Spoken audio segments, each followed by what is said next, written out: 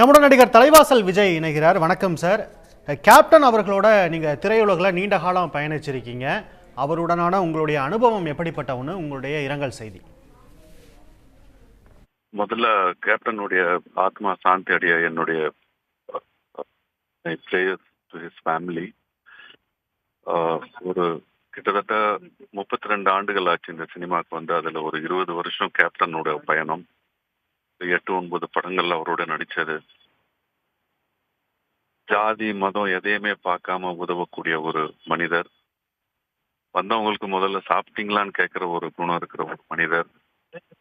ஏதாவது ஒரு உதவி தேவை அப்படின்னா டெஃபினட்டா அந்த மனிதனுக்கு அந்த உதவி தேவைப்பட்டதுன்னா கண்டிப்பா செய்யக்கூடிய ஒரு மனிதர். நிறைய பேர் அவரை ஏமாத்தி கூட இருக்கலாம். பட் நான் பார்த்தது அவர் வந்து ஒரு உதாரணத்துக்கு சொல்லணும்னா பிரசாத் லேப் ஸ்டுடியோக்கு ஆப்போசிட்ல ஒரு கிளினிக் வச்சு நடத்திட்டு இருந்தாரு. 3 doctors, I think if I am right, 8 hours ஷிஃப்ட்ல 3 doctors ஃப்ரீயா வந்து அவுட் பேஷண்ட் ட்ரீட்மெண்ட் கொடுத்துட்டு இருந்தாரு. எனக்கு தெரிஞ்சு வேற யாரையும் நான் கேள்விப்பட்டதில்லை. பண்ணியிருக்கலாம் நிறைய பேர், பட் நான் என் கண்ணால பார்த்தது. அதுக்கப்புறம் டி நகர்ல வந்து அவர் ஆபீஸ்க்கு போனோம்னா முதல்ல கேட்கற கேள்வி சாப்பிட்டீங்களா, சாப்பிட்டுட்டு வாங்க. அப்போ பார்த்து சினிமா சான்ஸ் தேட போகும்போது அவங்க கம்பெனிகள்லாம் போய் தேடி இறங்கணும் போது எப்படி இருந்தாரோ, அவருடைய 8 படங்கள் நாங்க நடிக்கும் போதும் அதே மாதிரி தான் இருந்தார். நரசிம்மா, தமிழ்ச்செல்வன், அதுக்கப்புறம் வல்லரசு, எத்தனையோ படங்கள். என்ன அவரு சாப்பிடுறாரோ அதுதான் மற்றவங்களாம் சாப்பிடணும். குறிப்பிட்டு சொல்லணும்னா அவருடைய ஷூட்டிங்ல தான் வந்து ஈவினிங் ஸ்நாக்ஸ் பார்த்தீங்கன்னா நீங்க ஒரு 4-5 ஸ்நாக்ஸ் இருக்கும். Horlicks, Bournvita, Boost, Ovaltine, coffee, tea, சுக்கு காபி, பாலுன்னு. ஸோ அவருக்கு மற்றவங்களுக்கு சாப்பாடு கொடுத்து அதில் பார்த்து சந்தோஷப்படுற ஒரு மனிதரை வந்து இந்த காலத்துல எல்லாம் பார்க்க முடியாதுங்க. மனசுக்கு எது வருதோ பேசுவாரு. அவர் பேசுனது தப்புன்னா சாரியும் சொல்லுவாரு. அந்த ஒரு குணம் வந்து ரொம்ப ரேர். அவருடைய ஆத்மா சாந்தி அடைய என்னுடைய பிரார்த்தனைகள். பிரேமலதா மேம்க்கும் அந்த 2 பசங்களுக்கும். சண்முக பாண்டியனோட நான் வந்து ஒரு படம் பண்ணியிருக்கேன். அவருடைய இன்ஃபேக்ட் விஜயகாந்த் சாரோட கடைசியா நான் பண்ணது வந்து சகாப்தம் அப்படிங்கிற ஒரு திரைப்படம். நான் ஃபர்ஸ்ட் படம் பண்ணும்போது என்ன என்கிட்ட எப்படி பழகினாரோ அதே தான் கடைசி வரைக்கும் இருந்தது. We miss you captain sir. We really miss you Vijayakanth sir. நிறைய பேசலாம். பேசுறது வந்து தமிழ்ச்செல்வன் கிட்டத்தட்ட பேரிழப்பு. எனக்கு கிட்டத்தட்ட 30 வருடங்கள் மேலே திரையுலகத்தில் பயணிச்சிருக்கீங்க அப்படிங்கிறது மிகப்பெரிய பயணம். பெரிய அனுபவங்கள் இருக்கும். அது கொடுக்கக்கூடிய வழி அப்படிங்கிறது, ஒரு மறைவு கொடுக்கக்கூடிய வழிங்கிறது அளப்பரியது. இப்போ நீங்கள் வந்து ஒரு சக நடிகராக கேப்டன் அவர்களுடைய நடிப்பு திறமை எல்லாருமே சொல்றாங்க சிங்கிள் டேக் ஆர்டிஸ்ட் அப்படின்னு. நீங்க சக நடிகரா அவர் கூட நடிக்கும்போது அவர் சிங்கிள் டேக்ல எடுக்கக்கூடிய விஷயத்த எப்படி பண்றாரு? சக நடிகர்கள்லாம் எப்படி அதை ஹேண்டில் பண்ணுவாங்க? அவங்களுக்கு ஒரு சவால் இருக்கும்ல, அந்த தருணங்கள் ஏதாவது குறிப்பிட்டு சொல்ல முடியுமா? கண்டிப்பா. என்.கே. விஸ்வநாதன் சார் அவர்கள் இயக்கிய நானு பிரகதி பண்ண படம் அது Periya Marudhu. Final day shooting schedule. அன்னையோட ஷெட்யூல் பேக்கப் ஆகுது. பிரகதியுடைய அண்ணன் நானு. எனக்கும் அவருக்கும் ஏதோ ஒரு மனஸ்தாபம். என் கையை வெட்டணும் அவரு. அந்த சூழ்நிலையில என்ன ஆகுது, சன்செட் இன்னும் ஒரு 10 மினிட்ஸோ 15 மினிட்ஸோ சன்செட் ஆயிடும். சூரியன் மறைஞ்சிடும். ஷெட்யூல் பேக்கப் பண்ணி எல்லாரும் ஊருக்கு கிளம்பணும்.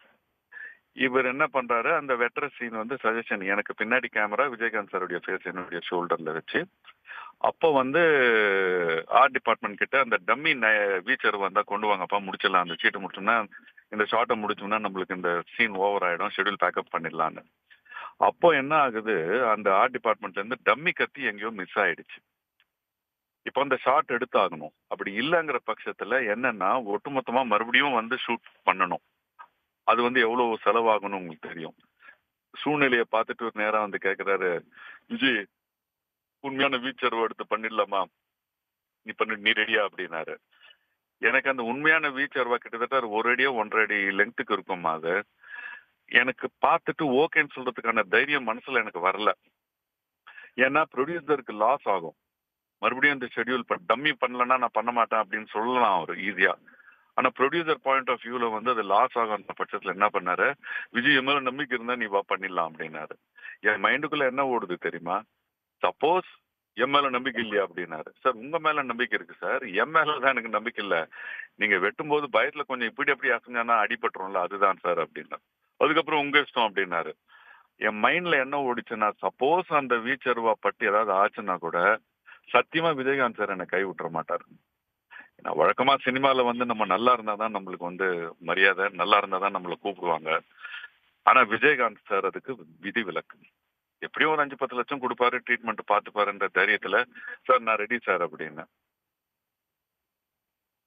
அந்த மாதிரி ஒரு ஆளுங்க அவரு. அவர் வந்து அஹ், தெரியலங்க.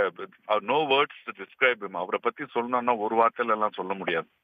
மறுபடியும் அவர் மாதிரி ஒரு நடிகரோ, ஒரு மனிதர், அதுக்கப்புறம் தான் நடிகர். அந்த மாதிரி ஒரு மனிதர் வந்து சினிமா இண்டஸ்ட்ரியில பார்க்கவே முடியாது.